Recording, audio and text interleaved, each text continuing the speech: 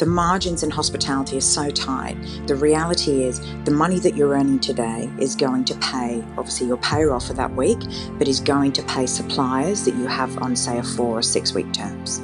So you're constantly paying behind. So what happens when you suddenly stop and it comes to a screeching halt and all the revenue goes to zero, and literally zero within 24 hours? I think then for a lot of businesses, the reality was, do you know what? We actually don't have enough to pay our bills. This is the Deep in the Weeds podcast. I'm Anthony Huckstep. Different restaurants meet different needs in different locations. Whether they're the humble local of a small suburb, something a bit finer on the waterfront, or in a business district, restaurants cater to their location and environment.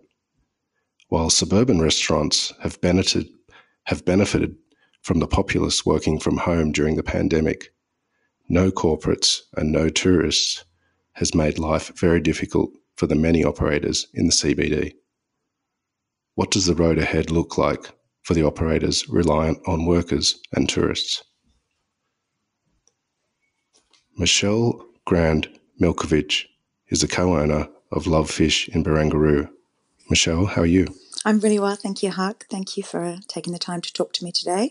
Oh, we're glad that you're here. What's it like at Barangaroo at the moment, an area that's so reliant on tourists and workers?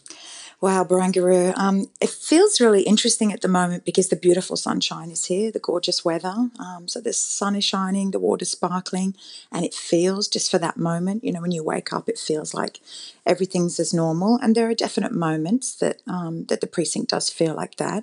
But yes, it's a very different landscape this year that we're facing. It's been 6 or 7 months now of the whole sort of restaurant sector in Australia turned on its head. How are you feeling at the moment? You've been on such a roller coaster. What's the current situation for the restaurant? Well, look, 2020 was always going to be a huge year for us. It's actually the 20th anniversary of us starting our business. It's also our 20th wedding anniversary this year as well. And it's also the 10th birthday for Love.Fish. So we had a lot planned this year. We had a lot to celebrate. It was certainly supposed to be a year to remember, and it's certainly been that, unfortunately, I think for other reasons. So there's been a lot to process. In fact, as we speak now, we should be in New York celebrating our anniversary. It only took us 20 years to get the trip organised, and unfortunately we've had to we've had to postpone that, but that's okay. Hopefully in the next another 10 years we'll make it at some point. But goodness, what a year. Where do you start, really? I think when we were forced to close, I think that immediate shock. We were travelling along pretty well. We're sort of February. We'd had an interesting few months. The beginning of December had started off really, really strongly, and then the bushfires hit, and we had a bit of a blimp in there. So that certainly affected everything. It seemed such a huge thing at the time. Obviously, apart from personally sympathising with those going through that, but the effect on our business seemed to be so huge. Little did we know that it would really be a blimp, really, and what was looming. But we still had a pretty good season, and we got through to sort of February and March, which are obviously ordinarily quite strong months for us. Tourism was definitely a little bit down, and that was noticeable. In those sort of January, February months, we can go up to almost 40% tourists, which is incredible, really. So we definitely sort of noticed that it was slightly down, but we were traveling great. Everything was very positive from a business perspective. The CBD was quite interesting, and particularly where we are, because I sort of felt like the COVID thing happened for us really, really fast and really furious. So it sort of happened a few days before it really hit everyone else. I remember the Sunday was a normal trade, and then we reopened on the Monday, and that was probably about a week before the forced closures of restaurants in general. We opened on that Monday, and I think our trade had dropped by 90%. And it was Barangaroo was just like a ghost town. Obviously, everyone had just been told not to come to work. And to give those perspective that obviously are not familiar with the area, we're right on Sydney Harbour, absolutely beautiful spot, but the main anchor there is 3 very large commercial towers that house about 25,000 workers. So you can imagine just the general buzz. And obviously there's a lot of eateries, there's a lot of opportunities for lunch. Within those towers themselves, they obviously have their own catering as well. So it's not like there's that many people milling around, but just the general buzz and vibe of Barangaroo is very electric. So to sort of wander around and empty, it was just surreal. It was a bit like Vanilla Sky, to be honest. And but we had a really interesting week in that the tourists kept coming, and then during the week, the tourists that were coming off of the cruise boats. So we started being in a very uncomfortable situation. We had a few from the Ruby Princess, we had some Royal Caribbean docking. So really that week, those 4 or 5 days, myself and a couple of other restaurateurs in the area were, really looking at each other and thinking, what do we do? And then it got to the point where it was just becoming uncomfortable for our staff. And to be perfectly honest, the business was no longer financially viable at that point, regardless. So we really opened that additional week to keep people employed until we could figure out what we were going to do. I was also in contact with my insurance policy saying, right, I need to kick in my business interruption policy that we have, a very comprehensive policy that we have, and said, right, what are our options? How can I pay staff? What do we do? So we were sort of treading water until it got to the point where we had to close. So we decided to close on the Saturday. What a situation to be in. I think that initial anxiety had to be delayed for us as the owners because we had over 30 staff on the books at that time that we had to try and navigate a way forward for them. It's very interesting, I think, being in restaurants where it's such a reciprocal relationship. You rely. And later I can talk about that big jump from small suburban restaurant to a larger restaurant where essentially you're relying on other people to run your business for you. Like it's actually physically impossible to do it yourself. You need to trust in others and rely on others to have the same vision as you. And in turn, you agree to look after those people and to provide for those people and to create a family for them at work.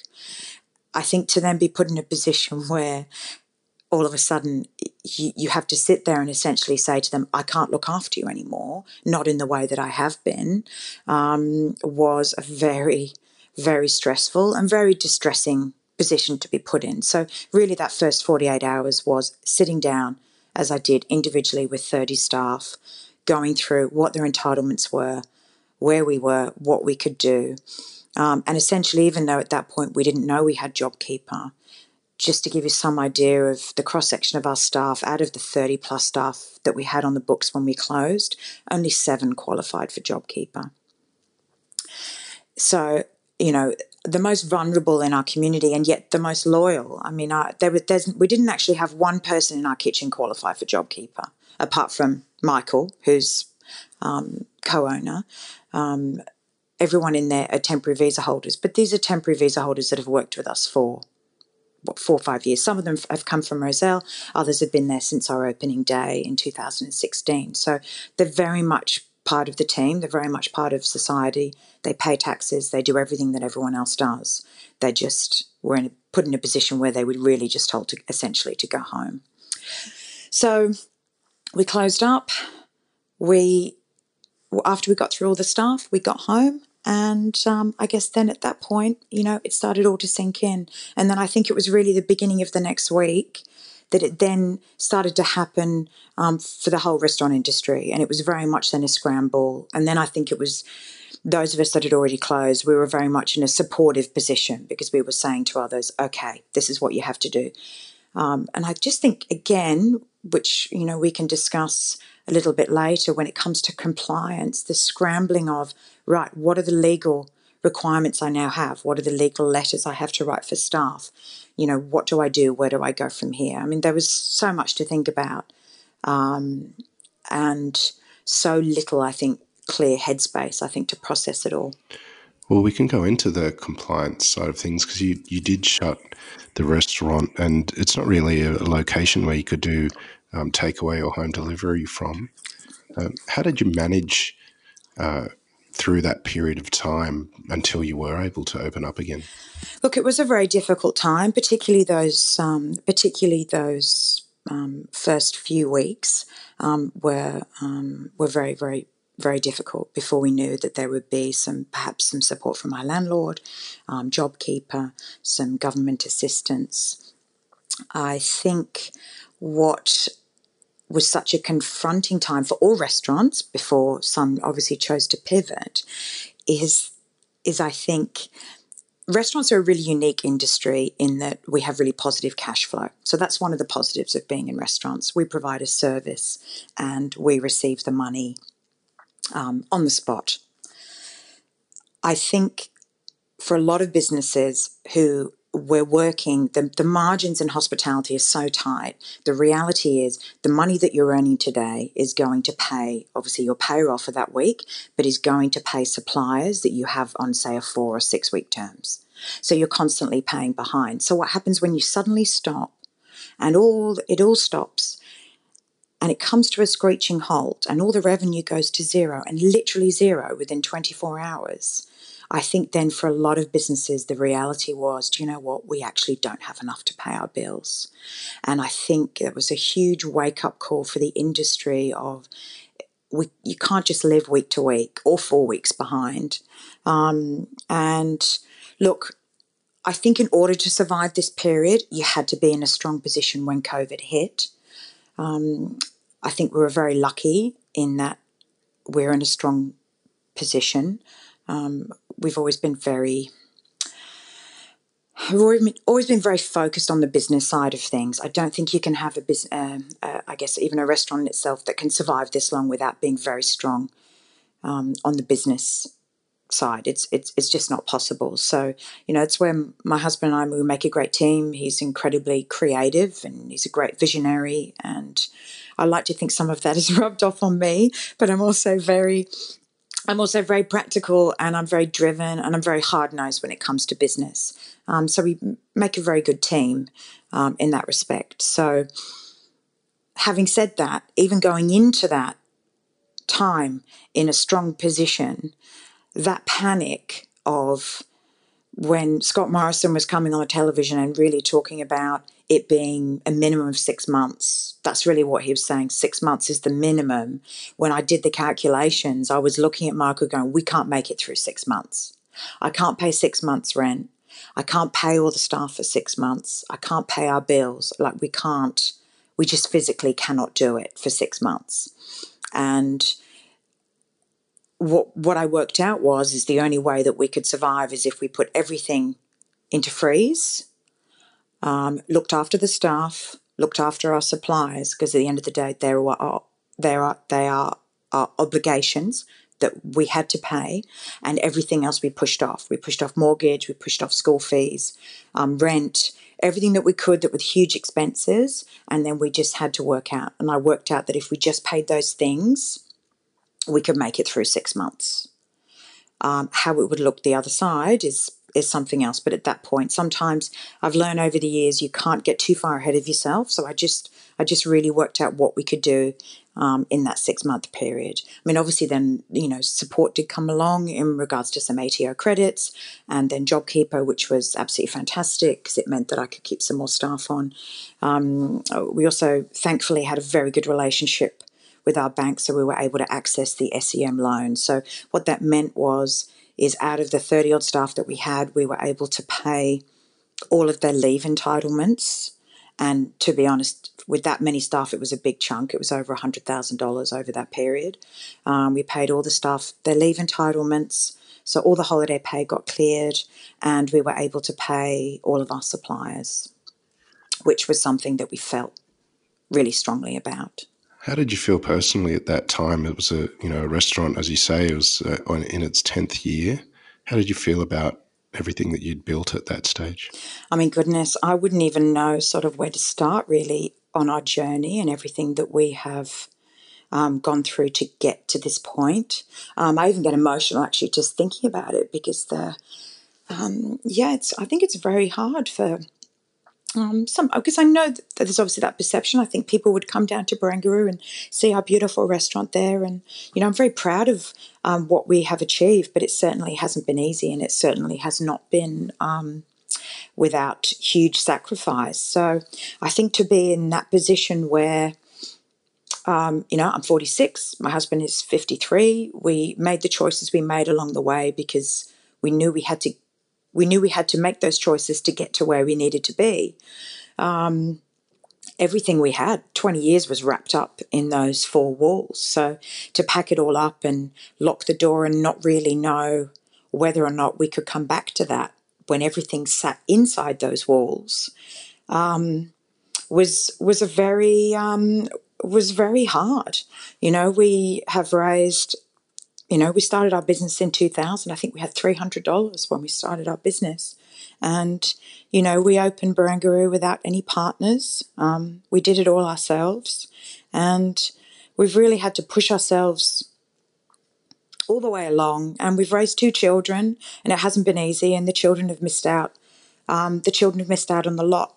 And we've had to make a lot of sacrifices, but that's the choice we made. And we're very clear in where we wanted to be, and we have really been a true partnership, I think, in regards to relationship and life. But I think what's really difficult is Mark and I were both brought up to believe that if you work hard enough at something and that you're smart and that ultimately if you're relentless, and we've had to be relentless, that you can succeed. So I think to be faced with the loss of everything we had, even though we had done nothing wrong, or there was nothing we could do, was actually devastating. So I think until those first few weeks where we kind of got a handle on it and thought, you know what, maybe this will be okay, those first few weeks they were very difficult. What's interesting is we've been through something similar before, but with health issues in 2014, where we've been in that. And I don't know whether that really, I think, helped us. I don't know whether that sort of really helped us get through those particular few weeks that were really difficult, because we've been in a similar situation before, even though obviously quite different. But yeah, I think it just made us. I just think it made us more determined and more resilient, to be honest. I just think it's one of those where at one point we looked at it and thought, you know what, it's shit. We've been thrown shit before and we'll just make it through. We don't have any choice. I think that's the difference, like the walking away thing. Like we can't start again. At our age, we couldn't start again. It almost broke us the first time. So so to walk away and start again is just not an option. So for us, it was just very much like, okay, well, we've just got to ride it out. We've got to make it work until we can reopen our doors, and we'll just have to make it okay. Well, a little earlier you mentioned about some of the really big decisions that you've made along the way in the last 10 years with Love.Fish, and as you mentioned, it was a small restaurant in Roselle at one stage, and you made a big move to Barangaroo. Can you tell us about the early days and when you were that hub of the community, and why you ended up in Barangaroo? Yes, of course. So, as I said, we started our business in 2000. We were determined to go out on our own, even though we didn't have any money. So it was the year we had gotten married. So we decided that we were going to go into consulting. And back then, pub restaurants were having a big resurgence because, of course, it was becoming quite important to have very good restaurants in pubs to sort of get that portion of the pokey market. It was really the surge of the pubs. So that's how we started, really. Michael and I would approach pubs and say, look, because they had no idea how to run restaurants, let us take over your kitchen. Michael would go in, hire the staff, we'd do the menus, we'd take over the payroll. They were happy not to have the headache, and put in great food so that punters would come in and it would give them that competitive edge. So that's sort of how we started. we moved actually into contract catering. We ended up doing the catering for the Sydney Swans Club, actually, of all things, for a number of years. And I think that's really where we also got to hone our business skills. So my husband's a very talented chef and did a lot of fine dining before we got married, but we had sort of moved into, like I say, some functions that we did, 300-400 people, and you really have to know what you're doing. Your margins are razor thin. And in many respects, even though it was very difficult for us, and I think that's really when we started that's when the 24/7 aspect of our lives really began. I think at one point we did 6 years without a day off and without a holiday. It was just relentless. It was just never ending and difficult, and it definitely chips away at you. But that's what we did, heads down. We just did it, and then we obviously had two small children. We were ships in the night as we usually are, and the opportunity. Rosedale was our local neighbourhood, and then 2010. So we'd done this sort of for 10 years. 2010 came along, and a little restaurant that had been a bit of a fish institution in the area, but was quite sort of run down, came up for sale, and we both sort of looked at each other. We had young kids, and we really wanted to move away from what we were doing. And in fairness to Michael, it was really him that really pushed for this. I think he had the vision for it, and I was just like, you've got to be crazy. Opening a restaurant. We've got two small kids. Like, everyone always says, don't open a restaurant. And yeah, so we did it. And as it usually is, we're sort of all in. And that's sort of where the madness began. So I think Eva was only about 18 months old at the time. So Max must have been about maybe just under 4, 3.5. And then we had Eva. And look, I think we had a very clear idea. I think we had a very clear idea of what we wanted. I think we could see the dining trends shifting and changing. I think we could see that people wanted to dine out more often, but sort of wanted an affordable price point. I think people just like anything, when you have an idea, I think it's really based too on what you personally are looking for. So I was really looking, I guess, at ethical eating. I wanted to know where my food was from. We loved eating at restaurants like Pier on special occasions, where I could sit down and enjoy Humpty Doo barramundi that had been flown down from the Northern Territory. And it was like, okay, what do we love? So I think it's really seeing a gap in the market and then finding something that you're passionate about. So for us, I think it was really taking sort of iconic Australian seafood back from the special occasion and going, right, how can we make this an everyday food item? At the moment, your options are fish and chip shop, where you have no idea where your seafood is from. Over 80% of seafood we consume in Australia is imported. You've got no idea what you're consuming, or you've got a really, really lovely seafood restaurant that for many people really is a special occasion occurrence because of the price point. So we were like, how do we bring it back to the everyday? And the only way to really do it was take the same produce that the high-end restaurants use, but serve it in a really, really, really simple way, so that you don't need 100 chefs to be able to produce the food, and serve it in a casual local setting. And that's exactly what we did. So we sourced the same seafood that the high-end restaurants were using, but we literally served a fillet on a plate with lemon. And at the time, again, the groundswell was there for a lot of dietaries, whether it be gluten-free, dairy-free. And when I put together a menu, Michael was like, this is crazy. The menu's so huge, you can't do a menu in a small restaurant like that if we're only going to have 2 or 3 chefs cooking. So we thought, okay, what about a mix and a match? What about you come in and you choose your seafood, but then you choose your side, and we have 12, 14 sides, all of which have different dietary needs. And then you can mix and match how you do it. And, do you know, I still remember, I mean, we looked at it and we were like, yeah, we would love to eat somewhere like that. But I still remember just, I think, that fear. And, of course, in my typical fashion, our small little fit out of this restaurant turned into an Anthony Gill extravaganza. That was actually, I can't remember, I think it was pre-Esther. days. I think he'd just done Vini. He'd done Berta. He'd done Vini and Berta. And, of course, it turned out being this beautiful curved concrete ceiling and curved marble fish scale bar. And, of course, it was stunning. But I remember opening those doors up to our hock and debt and just thinking to myself, good God, what if no one gets it? Because in many ways, it wasn't really being done anywhere else. It's not that we were groundbreaking, but sometimes you just have to go out and just do something that other people aren't doing. What if someone didn't want to come in and spend $18 on a piece of fish and know that it was from Humpty Doo? Maybe they don't care.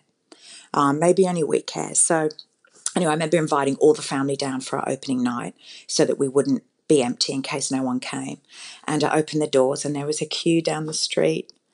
And my family turned up and I said, I'm really sorry, I can't sit you, there's no room. And we sent them away. And that was really, the beginning. And look, we embrace the community and vice versa. And, we've been at Barangaroo now we're in our 5th year. And I still only last week at Barangaroo had a customer going, we're still so sad you left.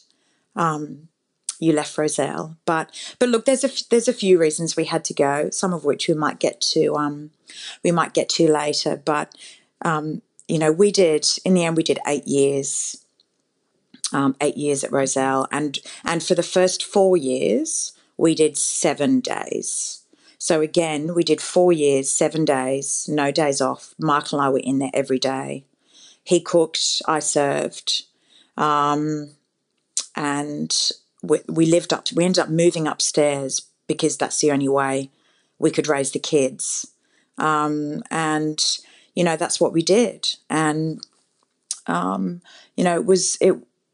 it was incredible. But I think in order to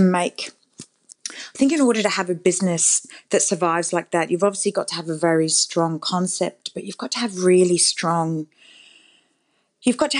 really strong values. I think you have to have quite an authentic story. And I think you've got to not pretend to be something that you're not. Like, I'd like to think that we didn't pretend to be something that we weren't. We never went out there and said, oh my God, we're the latest thing. We're the best at this. This is what we do.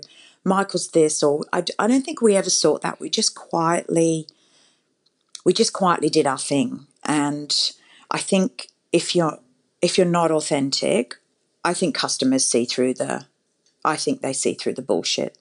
And I think that's really been the key for us, is that we sort of found our place and we stuck to it and we didn't deviate from that, no matter, I guess, what sort of got thrown at us. And we had a formula and, sort of it really worked. And then we had a little blip in the middle there. So we were going very hard until 2014. And then I had a very sudden cancer diagnosis in 2014. I think Eva was 6, Max must have been 8. A world fell apart, really. And I think what was particularly hard at that point is the realization that here we were as, restaurateurs with a great little business, and we'd worked very, very hard. But the reality was, if we stopped, we didn't have anything. And I think that's what's so hard, I think, for business owners. You pay your staff super, you do everything you need to do, but meanwhile, you don't really have anything for yourself. Everything sort of goes back into the business. And I think that was a big wake-up call for us, really, in many ways, in a couple of ways. First of all, I think the realization that if we removed ourselves from the business at Love.Fish, that it's actually not viable to make money on a 45-seat restaurant. That was, I think, the first wake-up call. The second was that we really needed to get a life. That was the second one.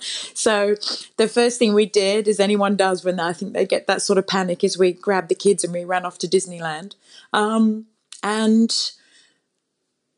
think that was a real pivotal point for us. So we really spent the next sort of couple of years thinking about, once that recovery had taken place and we were back to work, it was then really for us about, okay, we can't just keep living, day at a time, month at a time, whatever it might be. We really need to sort of future-proof ourselves. And I think just that realization of, you know, Michael looking at me going, good God, I can't, of course, you know, the person that is going through this terrible, but for poor Michael, being in a situation where you might be left with a business by yourself and 2 children and no way forward is just absolutely frightening. So for us, I think it was that realization of we needed to do something different. So we looked a little bit about moving out of Sydney, maybe, you know, having a bit of a tree change, maybe starting again somewhere else. And then at the sort of in early 2016, got a call from Lendlease inviting us to come over to Barangaroo and and have a look at an opportunity. I have to be honest, we were a bit like, yeah, sure, let's go over. Michael and I were just like, you know, pie in the sky, but let's go and have a look. We'd obviously watched it being built from across the water and thought, you know, but there we are. You know, really just the 4 of us. We'd also just gone on this could be the last holiday of a lifetime trip around, you know, California and gone to Disneyland. So we literally didn't have 2 brass tacks to rub together. And so anyway, so we went along for the journey. And look, we got the whole tour. And I have to say the precinct was incredible. Back then it was still, nothing had yet been had been fitted out. So it was really, back then it was just the pop-ups, I think the pop-ups were done on the waterfront. So some great little pop-ups, but there were none of the fit-outs there. But we went all around and underneath the towers and all the way. And then Sam stopped on the waterfront at this massive site, and we were expecting to be shown, you know, this little hole in the wall somewhere. But he stopped at this massive site and he's sort of like, you know, this is it. And well, you know, Michael and I tried to both keep a straight face as we looked at each other. And, you know, and we just said, right, okay. And we're like, oh, it's a bit bigger than expected. And he's just like, look. And I just said, look, Sam, I said, I think you might have a different idea of, you know, I guess how we're resourced. I just don't really think that this is an opportunity, as much as we would love to take, that we really can. And he said, look, don't say no to anything. If it's something you're interested in, send me an email. And, you know, let me send the offer and we'll see what happens. So, of course, we went off on the ferry, took the ferry home and had a look at it from the water and had a smile. And look, without going through all the ins and outs, we somehow managed to get to a point where we thought, you know what, it's actually an opportunity that we just cannot turn down. Look, I've got to be really honest. We were 18 months post a really life-changing event, and we probably weren't in a strong enough place to do it. My family were very as supportive as they are for me creating opportunity. They always have been. I left home at a very young age. They thought it was madness given my current health status. And you know what? There's actually just at the back of Roselle there's a little step. There's this little step that you sit on. Of course, they're all from like 18 whatever these places are built. So it's the old Dani lane, and we're sat on this step. And we had to make the call. So we had to make the decision. Sam's like, right, that's it. You know, we'd done all the negotiating. We couldn't push anymore. And he's like, I need to know, you know, by midday or whatever it was. And we both sat on the step. And you know what? We both cried because we didn't want to do it. As in, we were smart enough to know what was ahead of us. And we didn't want to put ourselves through that, right? We had an inkling of what that would be like to open a restaurant of that size, just the 2 of us. And but we just knew it was an opportunity that we just couldn't turn down. How do you say no to something like that? And I think the older you get too, the more you realise that these doors don't open. They don't open. And, you know, when these opportunities come up, you just have to grab them. You have to do it. And in fairness, you know, my husband is a lot more fearless than I am. And, you know, he makes me feel brave. So yes, so we did it. So we signed on the line. We had no money and no finance at this point, I'll have you know, but we did it anyway. and there we go. And you know what? God, I don't think we've had one regret. We had 18 months of probably the most difficult 18 months of our life. But it's without doubt the most rewarding. It's the most rewarding experience we've ever had. And I'm very incredibly proud of what we achieved. And I think when the COVID first hit, actually, it's so funny that the memories that come flooding back. So I remember sitting, so we'd already signed, we were inside the tenancy at Lendlease, but when it's still like an empty shell. So we're sat there, and of course we couldn't get anyone to lend us any money because we didn't own a house and we had no security.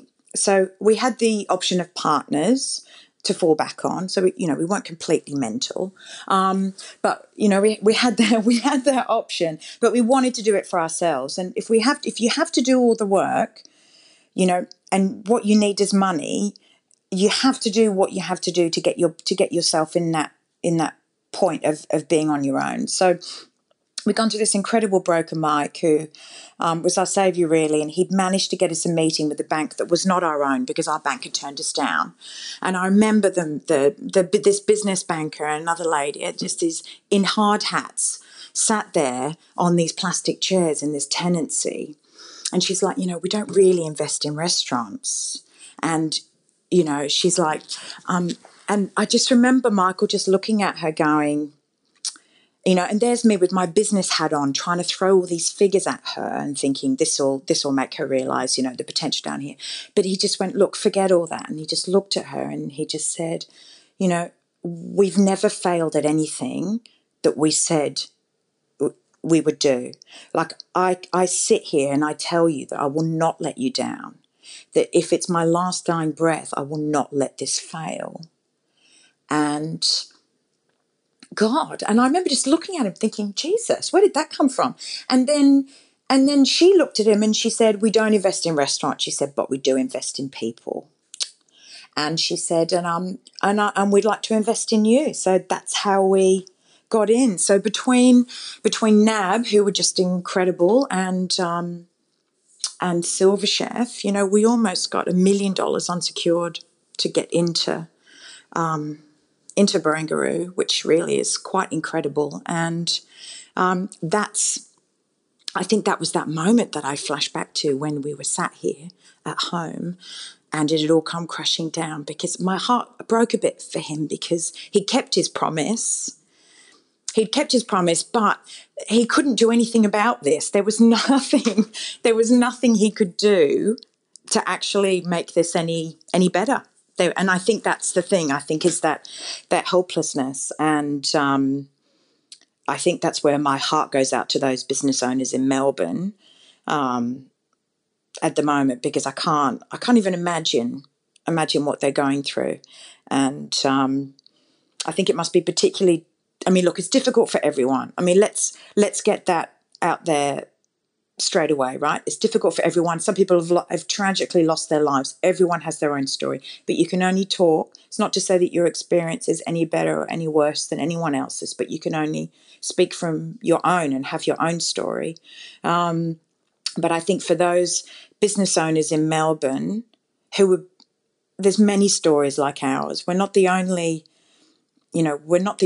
small family-owned business that have had to make many sacrifices to get to where they need to be.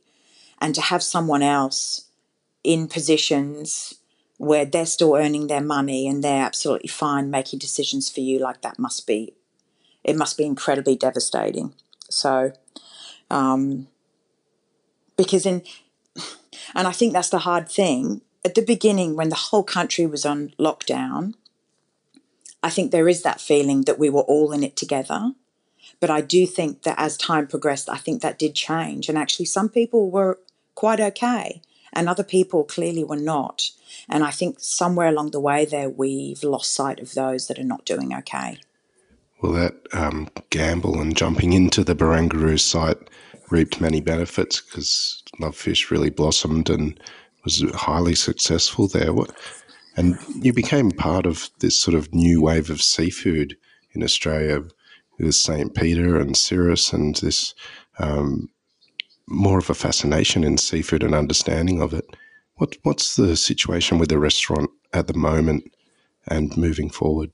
So I think what's really important from a business perspective, particularly when you're the size of business that we are, is you at each phase that we're going through, you need to be a profitable business. So it's not enough for us to go, okay, let's just keep doing everything we're doing now and then as it gets busier, sort of great. With each, the money that can be lost during this process can be huge and devastating. So cash flow is key. For anyone listening that perhaps doesn't have a business or is just starting out, cash flow is absolutely everything. And sometimes you have to be super creative from where you get it from. There are times at Roselle, though, where I think I was balancing probably 8 credit cards. And whatever you have to do, not that it's a ringing endorsement, isn't it? But I'm just saying sometimes, but it's like when we took on Barangaroo, we didn't yet have any finance, but all of a sudden the architecture fees are coming through,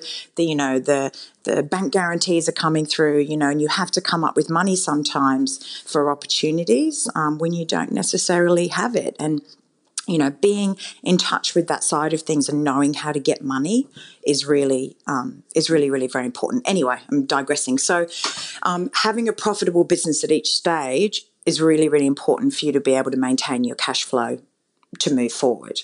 And essentially, if you can't pay your staff and your suppliers at any given time, really your business is not profitable. So it's very, very important that you don't find yourself in that position. So when we first closed, a lot of businesses were pivoting. So you go through that initial, if you take a couple of weeks and then you look at all the options. And I think there's sometimes that little bit of, am I not doing enough? Is it not right? Should I be moving on this? But it didn't matter how I crunched the numbers, I couldn't make it work. I couldn't make a pivot for us to be profitable purely based on where we are. So pickup wasn't an option. The CBD was just empty. And the product that we have, we could not do a delivery option on our product without compromising. And we've worked 10 years relentlessly. You can't start compromising as a knee jerk just to get you through a small period. So for us, I guess that pivot, if you like, just wasn't an option. So we reopened in June, and it was just really, I guess, looking at the figures and going, right, what can we do? So Michael's back in the business full time. And when I mean full time for us is every day, leading the kitchen. I think he's got kitchen wages down to like 12% or something crazy. And I've got my solid front of house team. I was lucky in that my managers were on JobKeeper, and we've reduced our trading hours, and really that's the biggest expense for a business like ours. We've got 16 metres directly on Sydney Harbour, and people sort of go, oh my God, your rent must be crazy. Do you know what? Our wages are 4 times our rent. Your wages will always be your biggest expense, so it's really about controlling. The wages, and so for us, it was about reducing how many hours we were open. Barangaroo is quite interesting at the moment in that sort of June, July, the weekends almost felt a little bit more normal. Sydney siders have been incredible. They've been really supportive, so really coming out on the weekends. But Monday to Friday trade, just absolutely dead. I think at one point there was less than 5% occupancy in the towers. So with 0 tourists, state borders closed, so no interstate tourists and no office workers, it was quite frightening. So it was quite strange because, in the suburb where we live, we might go out or wander around the neighbourhood and it feels quite busy and there's people bustling and people were going about their day. But you walk into the CBD and we actually often walk. It's a 45-minute walk, but we walk from Redfern into work, and it's just empty. There's no one about. So, look, it's starting to pick up again. I think it's going to take us a long time until we get back to where we were. But then, we were 7 days, 7 nights, full pelt with, peak times having 40 staff. So in many ways, when you look at the bottom line, you might only be doing 50% of your usual trade for that given month. But if you have reduced rent, reduced overheads, your wages are half, you go through all those things, it's okay. It's okay. You've just got to make the numbers work. As for what's coming next, it's a very good question. We've obviously got the casino opening. I've always seen that as a really positive, really positive thing for the area. I think instead of, sort of where we were, where Cirrus was, it's sort of that dead end. It kind of stops from there. And now all of a sudden we're not a dead end anymore. We're a walk through to this incredible new harbour cove and stunning architectural building. And, of course, having all these tourists and influx and visitors coming down to see this new precinct, obviously we're not going to have that. So I think it's an interesting landscape in Sydney at the moment because we're all sort of fighting over the same market. We're really fighting over Sydney-siders who come out to dine. So I think going forward it's going to be interesting. And I think it'll be interesting to see what happens sort of through to Christmas. I think Crown's launching in December. But long term, I do feel like it's an incredibly positive thing for the area. How are you feeling personally after this period of time, and has there been positives to come out of this experience? Look, I definitely think there's always, I think, positives to come out of all experiences. We got to spend time together, the four of us. Kids were obviously sent home from school and they were homeschooled. So for us to have all that time together was unheard of, really. So I think once that initial panic sort of went and we were like, do you know what, maybe we'll be okay. So that was really lovely. My husband cooking, doesn't often, get to cook for his family, or want to cook. I think when you've been cooking all day and you come home, it's a bit of a chore. But I think that joy and having a full bar at work, that was a definite joy. We would drive in. I don't think we went to a supermarket in 3 months. We would just drive in, grab some stuff out the freezer, grab a bottle off the shelf, and then that would do us for a night or two. And look, I think the positives. I think positives were for us is that, look, usually being a hospitality business owner, it's a very isolating experience. Funnily enough, Barangaroo, I think everyone before it opened always sort of, I think, labelled Barangaroo, I think, as like anti-community. I think there was just that feel about it. I think the irony is that actually I found an incredible, supportive community down there. Perhaps that's got something to do with, I guess, the choice of tenancies, that family sort of own business. But I have some incredible friends and support networks down there. So we were really supportive of each other during that. I'm also part of a female restaurateur group. So we have a WhatsApp chat. And funnily enough, at the time of COVID, we were also going through a City of Sydney retail program run by Investable.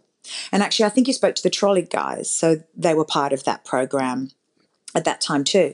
So I had about 3 WhatsApp sort of groups going, and I think it was just a bunch of such incredible supportive humans during that time. So I found during those first few weeks also that supporting other people that perhaps didn't have the resources that we had was also incredibly comforting. It kept my brain busy and it didn't let me get too swept up in the angst of everything that was happening. So I think feeling like we were part of a big community was really positive. So that's definitely a positive to come out of COVID. I think it was an opportunity too for us to rebuild the team.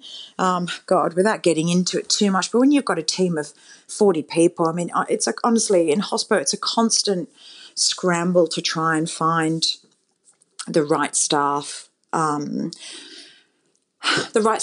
the right fit when it's just so difficult to find staff, full stop.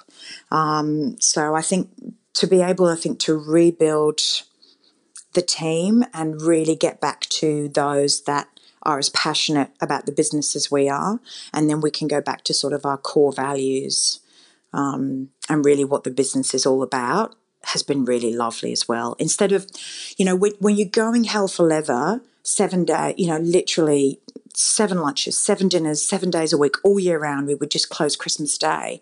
If there's changes or things you wanted to implement, it's almost impossible because you can't stop. The wheels are going.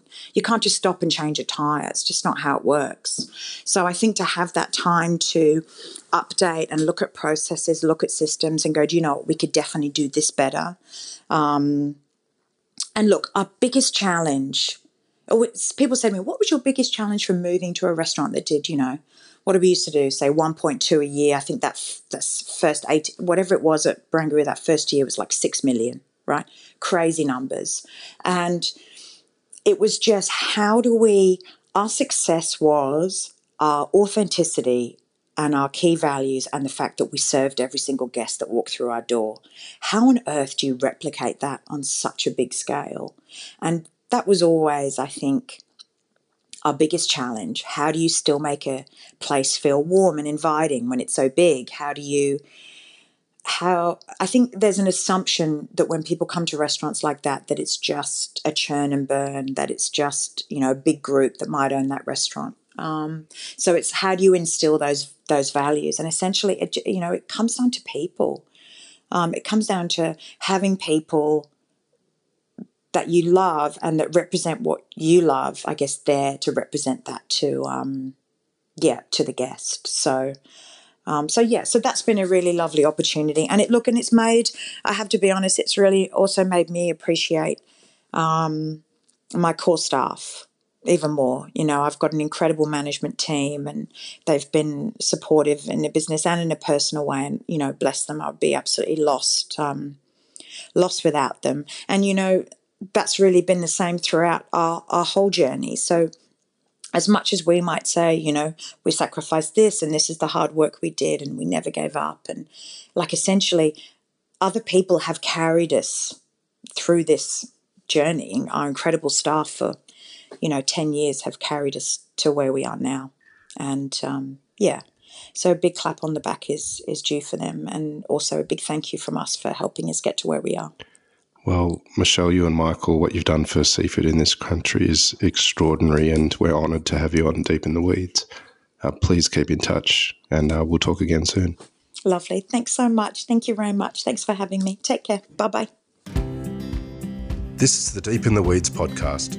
I'm Anthony Huckstep. Stay tuned as we share the stories of Australia's hospo community, suppliers and producers in search of hope during this pandemic. Special thanks to executive producer Rob Locke for making this all happen. Follow us on Instagram at Deep in the Weeds Podcast or email us at podcast@deepintheweeds.com.au. Stay safe and be well.